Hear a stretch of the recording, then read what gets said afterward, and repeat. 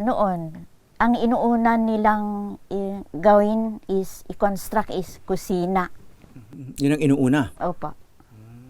Bakit? Siyempre, paglutuan, pwede ka namang matulog Pwede, dito. okay, so parang all in one. Opo. Pwede kang matulog dito. Opo. Kumain, dinner ng sala. Opo. Mas gusto niyo bang tumira sa ganitong bahay o doon sa mga ibang klaseng bahay? Pwede naman akong kung tumira sa itong bagong ano. Ako kasi nung naiwan akong mag-isa, matibay pa itong dalawa, alam na iwanan ko at saka sirain. Kaya naiwan ako dito, lalo na ngayon. Madalang na yung native house sa Batanes.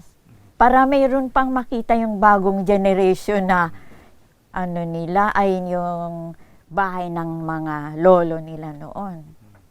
Bakit mahalaga yon para sa inyo? Dapat malaman natin kung saan tayo galing. Saka para maano nila yung buhay ng mga lolo, ninuno natin. Hindi ako masyadong natatakot sa hangin kung bumabagyo kasi wala pang nabuwal ng bagyo na ganitong bahay sa Batanes. Minsan kung hindi nakatali ng mabuti sa labas, mayroong natatanggal na kugon, pero pwede mo namang siksikan yan. Ang kinatatakutan ko is yung alon kung bumagyo dahil 4 times na siyang Pumasok dito. Opo. Delikado na yung tsunami. Opo. Wala pang tsunami.